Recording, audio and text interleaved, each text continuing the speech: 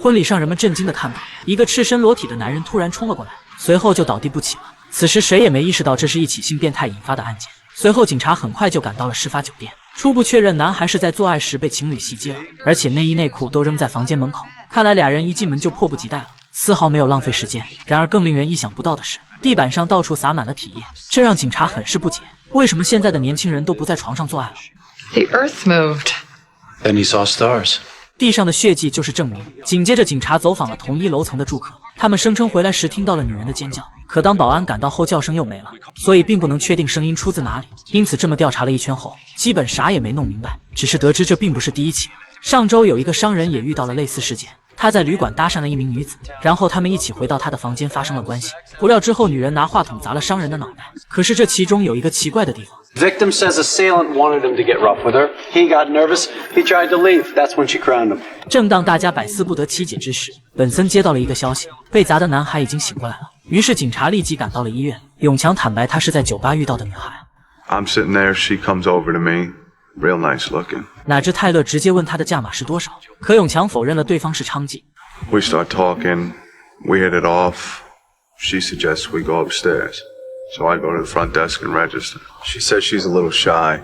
I should give her the key, wait 5 minutes, and follow her up. I get up there, open the door. She's waiting in bed for me.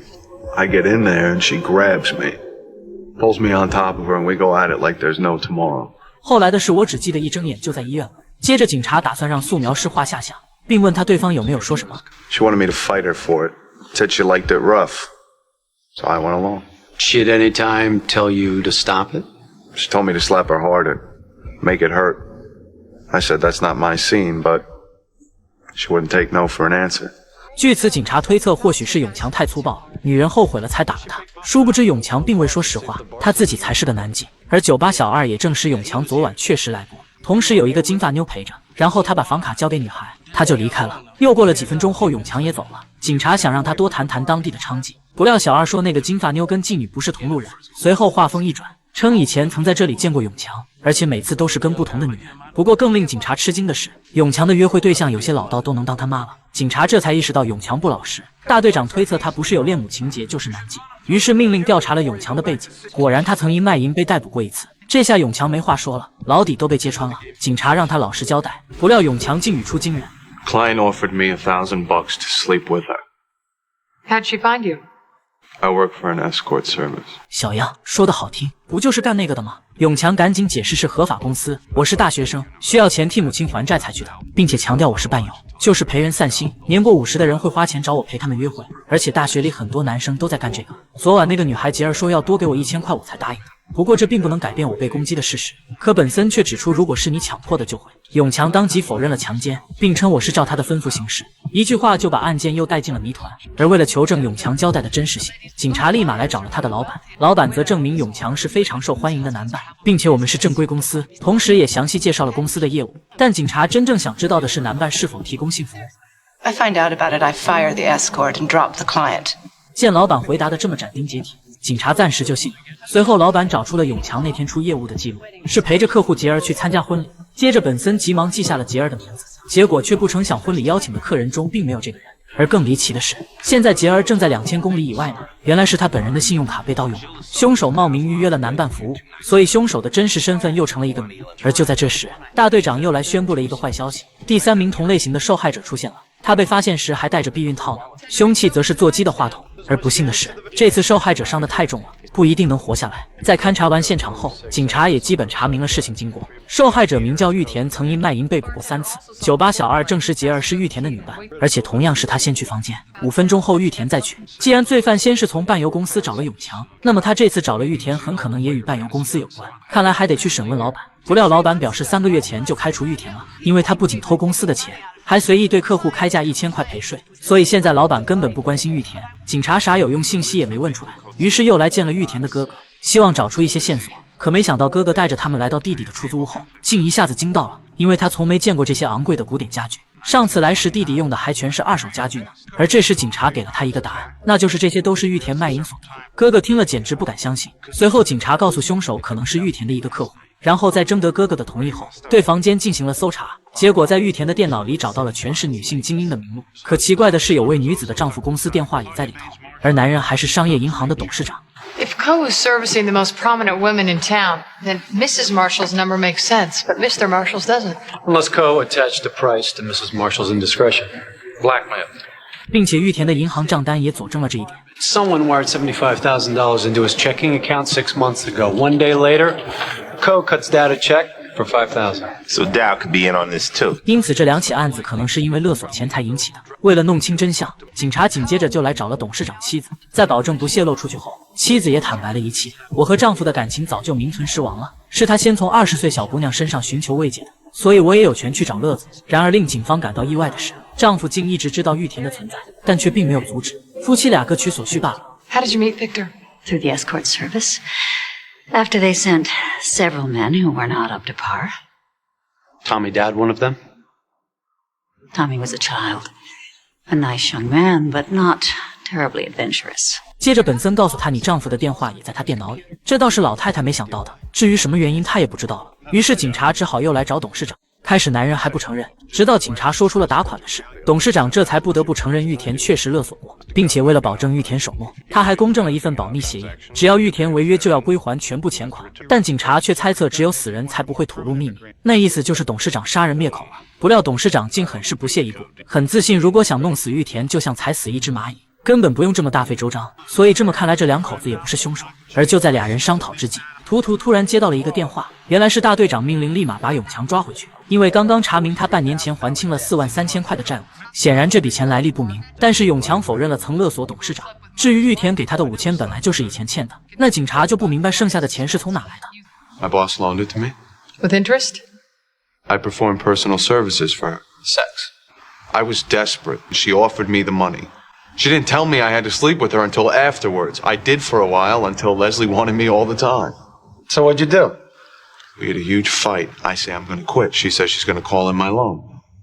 I had to stay. 而这件事就发生在裴杰儿的前一晚，所以到此又出现了新的情况。永强甩了老板，玉田偷了老板的钱，结果2人都被袭击了，因此罪犯很可能就是老板，并且巧合的是，2人都伤在了后脑，却不是脸，因为老板还得靠他们的脸赚钱。而就在大家准备采取行动之际，法医那边突然传来了消息，居然证实了这是一起变态袭击案，犯罪现场竟检出了2个男人的精液，难道罪犯和2个男人发生了关系？接着法医展示了第一件凶器烟灰缸，上面的指纹显示罪犯是左撇子。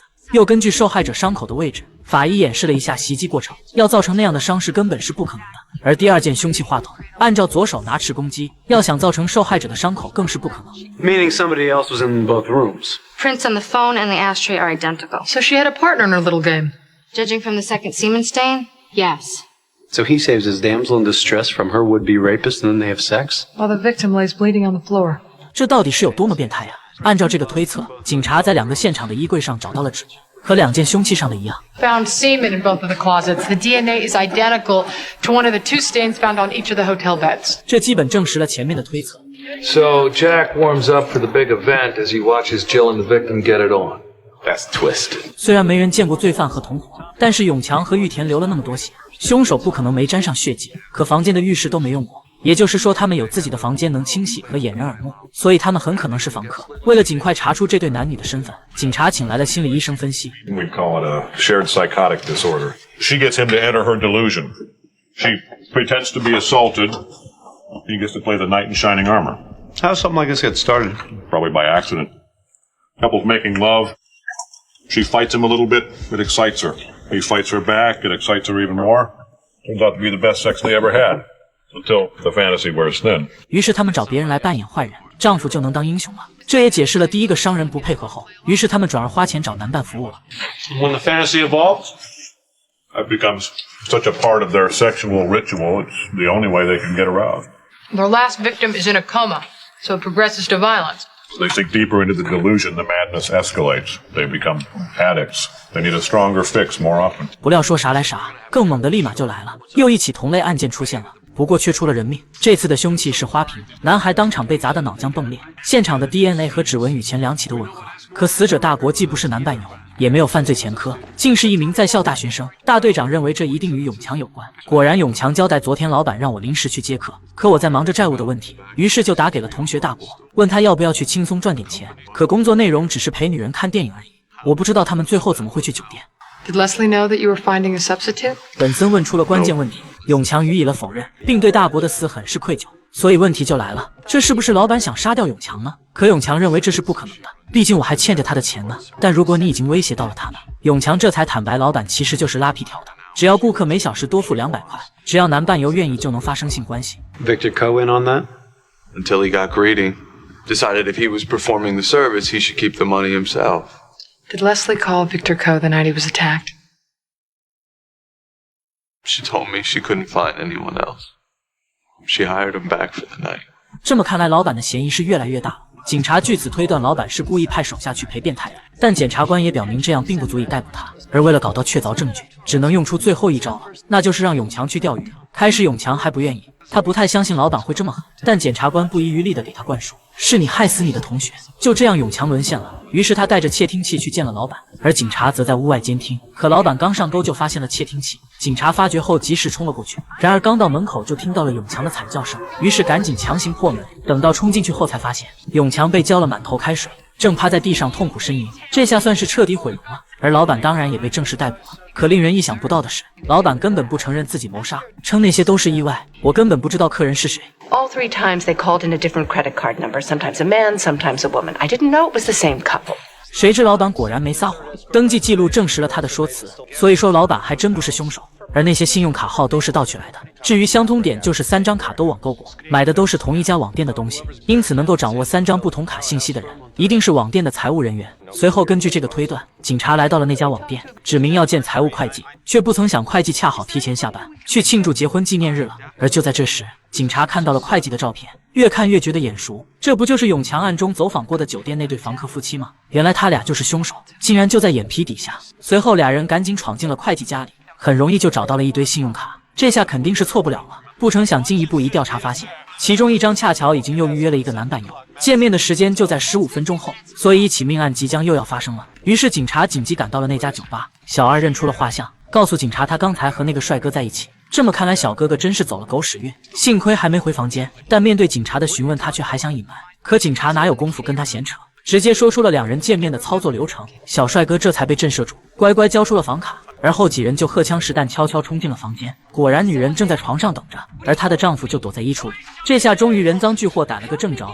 随后丈夫坦白，有一天晚上我回家听见了吵闹声，发现竟是一个男人骑在我媳妇身上。我当时以为他在强奸她，于是就把他拽下来揍了一顿。可媳妇却说那人是个快递员，是他主动叫来的。然后我们就放走了那人，而我也成为了妻子的英雄，我拯救了他。从此以后，我俩就陷入了英雄救美的情节中。先是找了个商人玩，但他不配合演出，所以媳妇决定找男伴游，认为花了钱就可以为所欲为了。我无意伤害任何人，只是太入戏了，这才酿成大祸。听了这些，大队长很是为男人惋惜，因为2口子虽然一样有罪，可行凶者却是男人，女人肯定会以精神失常抗辩，并出卖男人，这样丈夫就自身难保了。最终女人会逍遥法外，男人蹲25年以上监狱或无期徒刑，这个结果是无法改变的。而妻子果然精神有问题。